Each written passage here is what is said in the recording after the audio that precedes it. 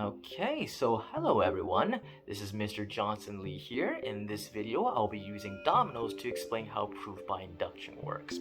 So, in the case of proof by induction, right, we have to always prove that it works for an infinite number of cases.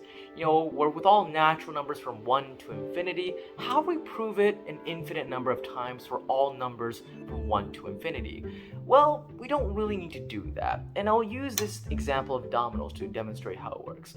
Let's say I want to prove it for the specific case of n equals to 1. Okay, so let's say I want to prove that 2n is always even.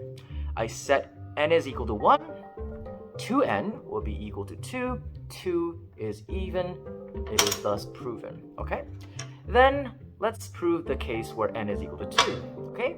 2n is going to be equal to 4, 4 is an even number, I topple over, it is proved, and then again and again and again. So every time I prove this statement is true for a specific value, the domino falls over. But if I want to prove it for all numbers from 1 to infinity, okay, in this case, if I want to prove that 2n is equal to an even number, 2 times 4, 2n, is going to be equal to 8. 8 is an even number, topples over. It's going to take forever because I got to go on not just 1, 2, 3, 4, I got to go from 1 to infinity. So let's do it in a much more interesting way. Let's say that I have a couple of dominoes. Okay, gotta get it in the camera frame. And instead of topping all the numbers from 1 to infinity, okay, manually, I set them up in a chain domino reaction. Okay, I know I only have 4 dominoes, but let's pretend that this one goes all the way to infinity. Okay, I don't have an infinite number of dominoes, but let's just use that idea for now. Okay, how would I topple all of them over? Well, I can't topple the last one. That doesn't work. Okay, because that will leave the first 3 standing. I can't topple the middle one, the second one, because that will leave the first one standing. So I need to, in order for all the dominoes to fall, I need to topple the first domino. Okay, so I would need to manually topple down that first domino. I will have to manually prove for the first base case. Now, the other thing I need to prove that if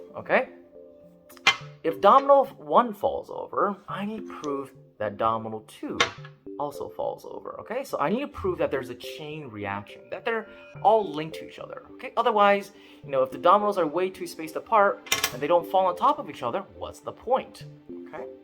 So if I want all the dominoes numbered 1 to infinity to be toppled over, when 1 falls, 2 must fall, okay? And when 2 falls, okay, 3 must fall, okay? And when 3 falls, okay, 4 must fall. And on to infinity it goes, okay? Now, I could do this for all the numbers again. We get the exact same number. I would demonstrate this infinite number of times for all the numbers from 1 to infinity. Instead of doing that, let's just have a domino that is titled K. Okay, so we have the kth domino, okay? And I have another domino that's generalized as k plus 1, okay? And what I really need to do is I need to prove that if domino k falls, okay, then the next one after it, k plus 1 also falls. And so this would prove that all the numbers from 1 to infinity, okay, if one number is after another, then they both collapse onto each other. Because k is arbitrary. I can set k and let it be any number I want, okay? So for example, okay, if I set k to be equal to 2, okay, if k is equal to 2, then k plus 1, okay, k plus 1 will be equal to 3, okay? So if I prove this statement here, if I prove the chain reaction here, I prove that 2 would topple 3 over.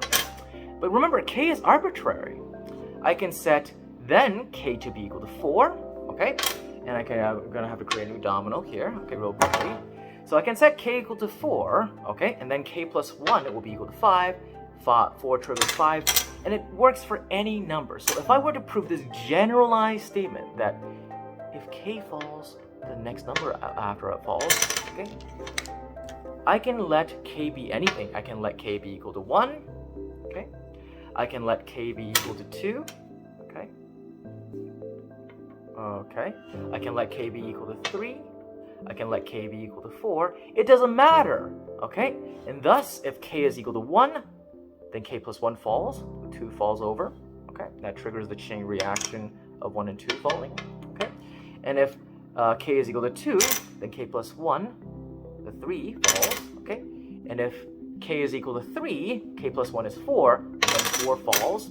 And if k is equal to 4, okay, k plus 1 equals to 5, and then 5 would fall, okay? And it can go on all the way to infinity, okay? So we had two conditions. Number 1, the first domino must fall, and number 2, if k falls, then k plus 1 must also fall. Those are the two things we need to prove.